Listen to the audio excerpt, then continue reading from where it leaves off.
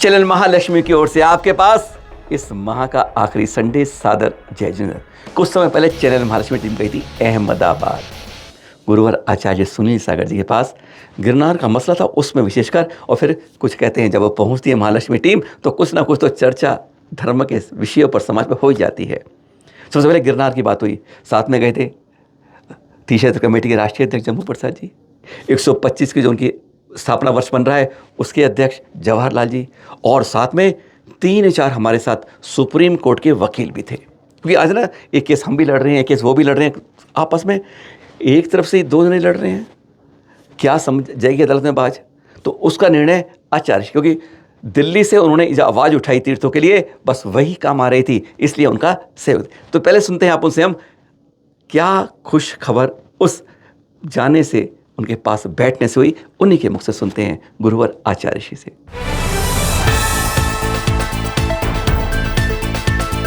पेड़ के कटने का किस्सा ना होता यदि कुल्हाड़ी के पास एक लकड़ी का हिस्सा ना होता। कोई पेड़ तभी कटता है, कोई समाज तभी कटता है जब उसके लोग उसी का घात करते हैं। हमारे यहाँ भी यही होता है, मुट्ठी भर लोग हैं और संप्रदाय और पक्षवाद और दुनियादारी के अहंकार युगों के पीछे लड़ते रहते हैं। बात में कुछ भी दम नहीं होता है, फिर भी खींचे जाते हैं। अगर हम इस चीज़ को समझ जाएं, कुछ भी मुद्दे नहीं होते हैं, जरा सा कुछ होता है और उसको इतना बड़ा नासूर बना लेते हैं कि दूरियां बहुत बढ़ जाती हैं। आज एक अच्छा समाधान हुआ। 2 धाराएं चल रही थीं, 2 तरफ से गिरनार जी के केस लड़े जा रहे थे, दोनों खर्च कर रहे थे दोनों। अब ऐसे में कोर्ट भी कंफ्यूज था कि सही कौन है गलत कौन है, 2 लोग क्यों आ रहे हैं। तो उनने कहा कि पहले तुम एक होके तो आओ। तो एक होने का धीरे धीरे सबने प्रयास किया और आज बहुत अच्छी शांतिपूर्ण चर्चा में, और सुनील जी जैन बहुत बड़े सुप्रीम कोर्ट के एडवोकेट हैं, उपस्थित हैं। मनोज जी हैं, वो भी एडवोकेट हैं, और मनोज जी हैं शासन में हैं। तो जम्मू प्रसाद जी जो अभी तीर्थ कमेटी के अध्यक्ष हैं, और शरद जी तो हैं ही। सभी लगभग 1.5 घंटे तक बैठे, और पारस जी, बाबू जी वगैरह, और एक फाइनल चीज़ हुई कि अब एक ही धारा में चलेंगे और हम एक ही ढंग से गिरनार जी के संबंध में या तीर्थों के संबंध में मुकाबला करेंगे, लड़ाई करेंगे, अपना जीतने का प्रयास करेंगे। ये सवाल तो हमने पूछा जो आपको दिखाएंगे, पर उससे पहले हाथ जोड़ के बार बार बार बार बार बार कहेंगे। अभी कर्नाटक में जनगणना हो रही है जी, तो बेलगांव ने निकाल दिया, जो अब सब लोग आंख बंद के फॉरवर्ड कर रहे हैं। कुछ ये तो खोपड़ी में दिया ना, कुछ समझे उसको। गृह मंत्रालय में जाएं, वहाँ पर जनगणना का कार्यालय लगे, जाके जाएं। हमने भी प्रयास की, हर रोज लगभग बात हो पाती है इस बारे में। जाति के अंदर जैन नहीं नहीं नहीं लिखना है। एक बार एक गांठ बांध लीजिए, धर्म जैन है, धर्म के अंदर अल्पसंख्यक आता है। हिंदू के अलावा बाकी सारे हमारे यहाँ अल्प हैं संख्य, इसलिए सब माइनॉरिटी मत हैं। सबसे लास्ट में हम जोड़े थे, चाहे मुस्लिम हो, सिख हो, ईसाई हो, बौद्ध हो, पारसी हो या जैन हो। इसका मतलब धर्म से है, आपकी जाति से नहीं है। और जाति का मतलब होता है आपके धर्म से नहीं है, उसका होता है कास्ट से, जो हमारे यहाँ महाराष्ट्र में या कर्नाटक में कासर जाति है। अगर जाएं बिहार में, उड़ीसा में, बंगाल में, तो वहाँ पर सराग जाति है। इस तरह की अगर इन्होंने जाति में जैन लिख दिया, सारी सुविधाएं जो सरकार से मिलती हैं वो कोई नहीं मिलेगी। अगर आपकी जाति जैन है तो धर्म क्यों होगा जैन आपका? क्योंकि जाति अलग होती है, धर्म। जातियाँ वैसे मोड़ पड़े 4 में बढ़ती है, ब्राह्मण, वैश्य, इस तरह से बनती है। लेकिन हमारे यहाँ कहेंगे जैनों जाति कौन सी है? क्योंकि सरकार के पास अभी तक एक भी प्रतिवेदन, एक भी लेटर, एक भी कुछ नहीं गया है निवेदन कि हमारी जातियाँ कौन सी जुड़े वहाँ पर। ये हमें वहाँ के अधिकारियों ने बताया कि हमारी जातियाँ हैं सराक, कासर तो हमने जान ली, अग्रवाल, पौरवाल, खंडेलवाल, इस तरह की जातियाँ हैं। तो अभी बाद में चर्चा करेंगे, पर यह सवाल सुनिए और इसके बाद कई समस्याएं। 10 रुपये में कैसे धर्म परिवर्तन करो? कहते हरी झंडी सब कुछ लो। माधुरी के बारे में एक सवाल पूछा था काफ़ी 2 दिन पहले, अब तो उनकी बचाने की बात चल रही है। माधुरी, कबूतर, कुत्ते, क्यों अहिंसा परमो धर्म परस्पर जीवा नाम पर चोट हो रही है? ऐसे कई सवाल लगातार सुनते हैं आप गुरुवर आचार्य से सवाल और जवाब।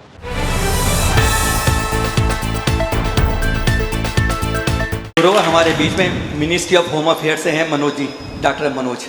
उनके सामने बोल रहा हूँ, कुछ वकील भी हैं हमारे साथ महाराज जी सुप्रीम कोर्ट के। आज हमारे में अब हमारी जनगणना होने वाली है 2011 के बाद 2026 के अंदर महाराज जी।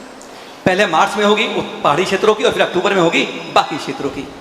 एक बात आई है इस बार सरकार ने कहा हम जाति जनगणना भी करेंगे, तो एक हमारे अंदर एक बात आ गई, अब इसे व्हाट्सएप शुरू हो गए हैं कि जाति जनगणना में जाति जाति टिक करते जाओ, धर्म में मत करो या धर्म में करो, दोनों में कर दो। कुछ इस तरह की व्यवस्थाएं हुई हैं। मेरे मनोज जी से कोई बात हुई, धीरज जी भी वहां पर हैं, इन्होंने एक बात स्पष्ट करी है कि अगर हम जाति में भी टिक करते हैं और धर्म में भी करते हैं तो एक समय में ऐसी आशंका बढ़ती है कि सरकार को जाति में गिन लेगी और हिंदुओं के साथ जोड़ सकती है। एक बहुत बड़ी आशंका है। जब तक कोई फॉर्म, क्योंकि इस बार डिजिटली होगी, अगर कोई फॉर्म जब तक सामने नहीं आता है, कोई बात सामने नहीं आती है, तब तक हमें इस तरह की बातों को, पोस्टों को नहीं बढ़ाना चाहिए और फिर उसके बाद एक बड़ा जागरूकता अभियान करना चाहिए। आपकी ओर से इसके बारे में मान व्हाट्सएप ने बंटाधार कर रखा समाज का।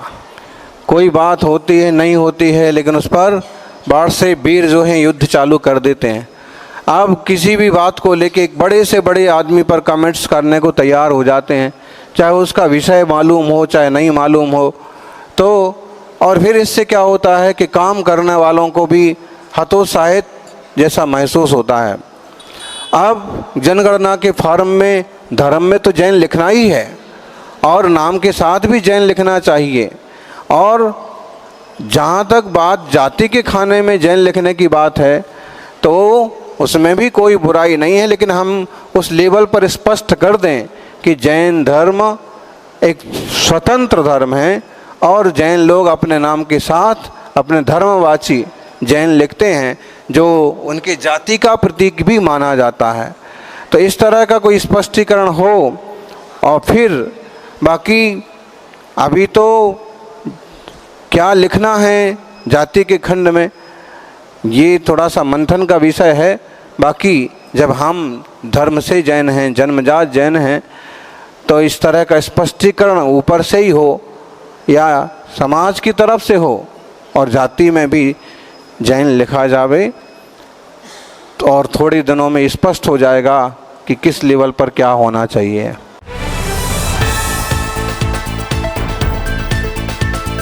गुरुवर हमारे बीच में सुनील जी 45 साल से supreme court, Manoj ji supreme court, दो हमारे पहुंचे हुए वकील हमारे सामने, उनके सामने कर रहा हूं महाराज जी। कानून के, एक मिनट आएंगे दोनों, अब कानून के दायरे में एक बहुत बड़ी एक मजाक हो रहा है समाज के साथ में महाराज जी, चाहे वो जैन समाज हो चाहे हिंदू समाज हो। मात्र जेब में 10 रुपए रखने हैं, उसको नोटराइज करवाना है अपने नाम को कि मैं गोल टोपी से इसमें हिंदू में बन गया, जैन में बन गया, मैं आज तक वह था और आज मैं ये हो गया। मात्र 10 रुपए का नोटराइज स्टैम्प पेपर चाहिए। उसके बाद उसे 2 अखबारों में छपवा दो, एक अंग्रेजी में एक हिंदी में, बस। उसके बाद आपका नाम बदल गया, धर्म बदल गया। उसके बाद आप कुछ भी कर सकते हो, अपना वोटर आईडी चेंज करिए, पहचान सब कुछ चेंज करिए, यानी एक उससे इसमें आके हम सब कुछ कर सकते हैं। वह परंपरा हमारे हैं, बहुत खतरनाक हो रही है। बाद में फिर नोटराइज कर दो, बदल जाओ फिर। यह इसको कैसे रोका जाए? मेरे सामने हमारे 3-4 केस पिछले 3-4 महीने में आए हैं जिन्होंने इसको अदल बदल फिर कर लिया है। क्या इसका कोई जवाब है हमारे पास? क्या सरकार प्रशासन इस बारे में देख नहीं रही है? चांदी के चंद सिक्कों में बिक रहा है आदमी। आदमी पूरे ही बिक जाता है। चांदी के चंद सिक्कों में नाम बदलना तो बहुत आसान चीज़ है, और आजकल सरकार के हिसाब से 10 रुपये के कागज़ पर भी नाम बदल जाता है, और दुष्ट लोग अपना नाम बदल करके, खटकर्म करके फिर नाम बदल लेते, फिर नाम बदल लेते हैं। 10-5 रुपये खर्च करने में क्या जाता है। इस तरह की चीज़ों पर लगाम लगना चाहिए। इसके लिए विशेष संविधान, विशेष कानून होना चाहिए। वो तो वकील साहब के ध्यान में भी होगा। तो इस पर कैसे हो सकता है 10 रुपये नाम बदल करके, और जिस जाति की लड़की है उस टाइप का नाम रख लिया, उसको फंसाया, उलझाया, बर्बाद किया, फिर नाम बदल लिया, फिर नाम बदल लिया, उनका धंधा बन गया। तो इस तरह की प्रवृत्ति वाले लोगों को कठोर सजा होना चाहिए।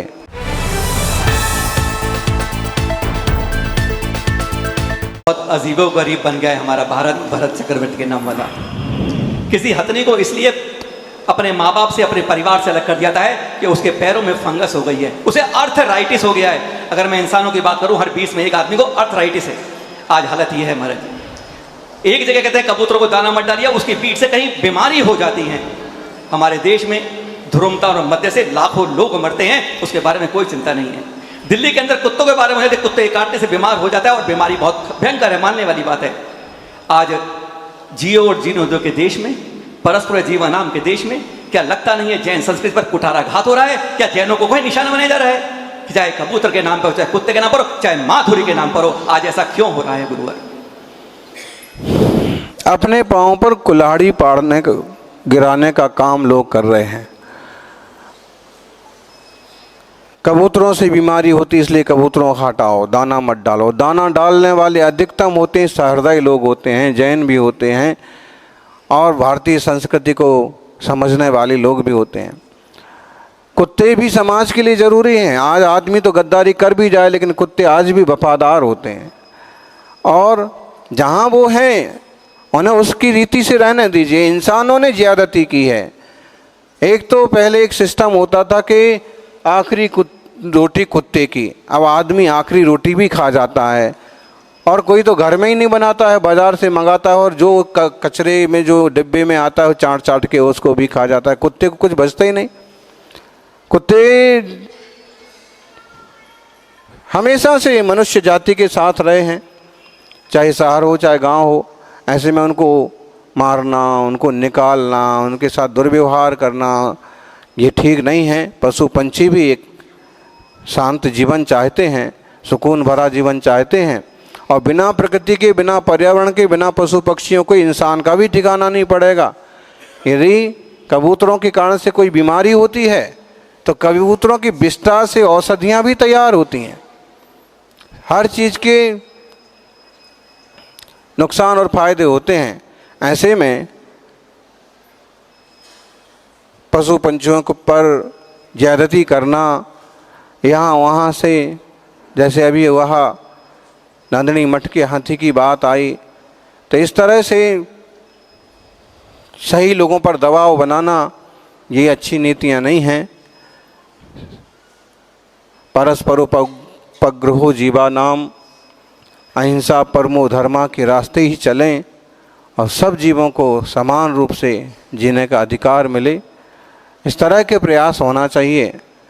बात गजब की है कि शराबबंदी तो हो नहीं रही है, मांसबंदी तो नहीं हो रही है, जो डायरेक्ट मौत में कारण बन रहे हैं। जहरीली शराब से हर साल सैकड़ों लोग मरते हैं, लेकिन उस पर कोई एक्शन नहीं होता है। थोड़े दिन लीपापोती होती है, बात खत्म। मांस में डायरेक्ट उस जानवर संबंधी जीवाणु कीटाणु हैं, बीमारियां हैं उसकी, लेकिन उस पर कोई एक्शन नहीं होता है। अंडे सीधे कोलेस्ट्रॉल बढ़ाने वाली चीज़ें हैं, उन पर कोई लगाम नहीं लगती है, लेकिन बेचारे जो पशु पंछी हैं उनके संबंध में कानून बनाए जाते हैं। पता नहीं लोग किस ढंग से सोचते हैं। हमें सही ढंग से सोचना चाहिए और जिससे समाज का हित हो, पर्यावरण का हित हो, उस तरह से प्रवृत्ति करना चाहिए। भारतीय संस्कृति पाश्चात्य संस्कृति से भिन्न है, और पाश्चात्य संस्कृति के हिसाब से पढ़ करके वकालत करने वाले लोग, निर्णय करने वाले लोग और ऑफिसर स्टाइल में कानून लगाने वाले लोग, वो क्या समझें भारतीय जड़ों की गंभीरता को। लेकिन समझना होगा, तो ही भारतीय अस्मिता, सदाचार, शाकाहार और पर्यावरण का रास्ता सुरक्षित रहेगा।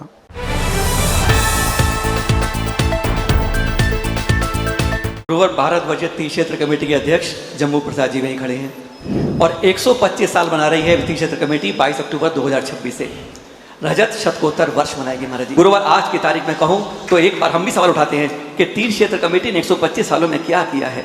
मैं अभी अतीत में नहीं जाऊंगा, मैं 4-5 बात देता हूँ। कहते सिर्फ केस ही लड़ती है और कुछ नहीं करती है। अगर केस नहीं लड़ती तो आज सब शिखर जी, गिरनार जी, केसरी तीर्थ हमारे पास नहीं होते अगर ये केस नहीं लड़े जाते। आज भी उस किस पर हम दर्शन का पा रहे हैं। हकीकत सिर्फ यही है। अभी कुछ दिन पहले ही इन्होंने लगभग 22 तीर्थों के 2 करोड़ रुपए का अनुदान दिया। इसमें अयोध्या भी है, शीतलनाथ जी का क्षेत्र भी है, पिंडी में बहुत लोगों को दिया है। यह जानकारी समाज में नहीं पहुंच पाती है। गुरुवर, कैसे जागरूक करें हम समाज को कि तीर्थ क्षेत्र कमेटी है, तभी हमारे तीर्थों का आज सुरक्षित, संरक्षित, वर्चस्व बचा हुआ है। तीर्थ क्षेत्र कमेटी की अपनी पुस्तिका भी निकलती है, उसमें इस तरह का लेखा जोखा हो, इस तरह का कहते हैं कि योजनाएं तो अच्छी होती हैं लेकिन लोगों तक पहुंचती नहीं हैं, और पहुंचती भी हैं तो उनका प्रचार प्रसार नहीं होता है, तो ये मालूम नहीं पड़ता है कि क्या काम हुआ है। तो इन बातों पर भी ध्यान कमेटी को भी देना चाहिए और समाज में भी जागरूकता लाना चाहिए, और तीर्थों के संबंध में एक अलग जगाने का कार्यक्रम बनाने की कोशिश करिए।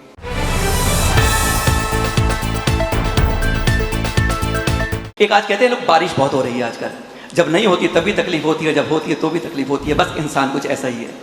मैं कह रहा हूँ आज की तारीख में महाराज जी केदारनाथ कपाट बंद है, बद्रीनाथ कपाट बंद है, वैष्णो देवी कपाट बंद है, मार्गुर देवी कपाट बंद है, ऋषिकेश बंद है, कैलाश बंद है, अमरनाथ बंद है। कारण क्यों है?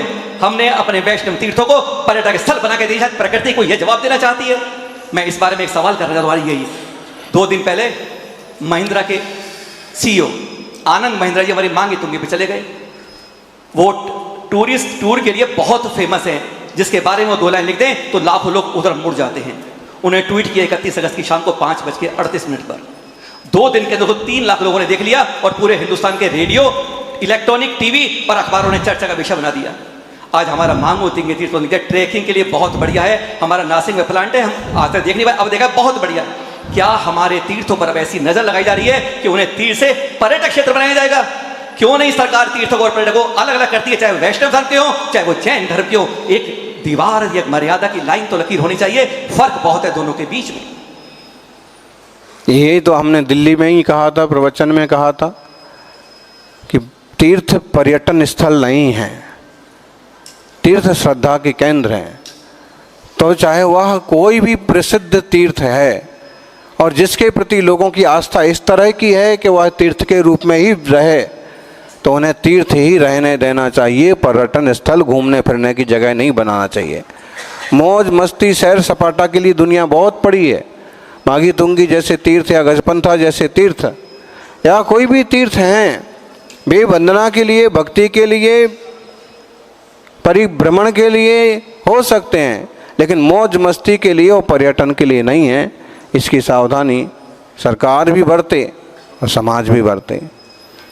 एक शंकराचार्य जी ने उदाहरण दिया था कि तीर्थों को तीर्थ रहने के लिए संवेद शिखर के संबंध में जैनों ने जो आंदोलन किया वो बहुत बढ़िया है। इस तरह का आंदोलन लोगों को तीर्थों के लिए करना चाहिए।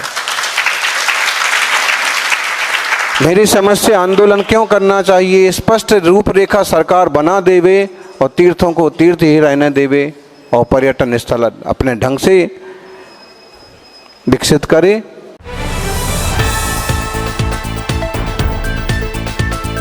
मेरा ये कहना है तीर्थ क्षेत्र कमेटी को एक सारे तीर्थों की रक्षा और सुरक्षा के लिए एक लीगल टीम स्ट्रॉन्ग बनाने पे कार्य करना चाहिए।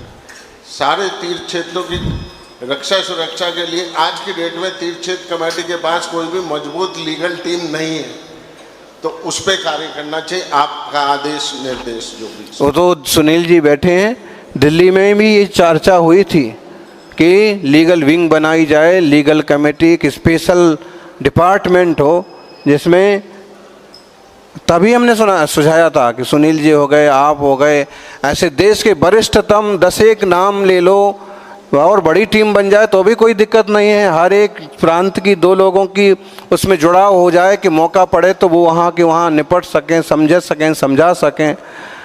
तो उस पर जम्बू कुमार जी और कमेटी ध्यान देवे और वकीलों की एक सुंदर सी टीम बनाए। जहाँ भी समाज है, मंदिर हैं, कोई कमेटी है, वो चाहे कमेटी में लोग ले लेवें तो अच्छी बात, नहीं तो एक वकील, एक इंजीनियर, एक CA मंदिर से जोड़ के ज़रूर रखना चाहिए। चाहे उसको उप कमेटी में रखो, चाहे आमंत्रित सदस्य में रखो और चाहे कार्यकर्ता में रखो, लेकिन इस तरह के एक एक दो दो लोग ज़रूर जोड़ के रखो ताकि मौके पर वो आपको सजेशन दे सकें, मार्गदर्शन कर सकें, व्यवस्था बना सकें।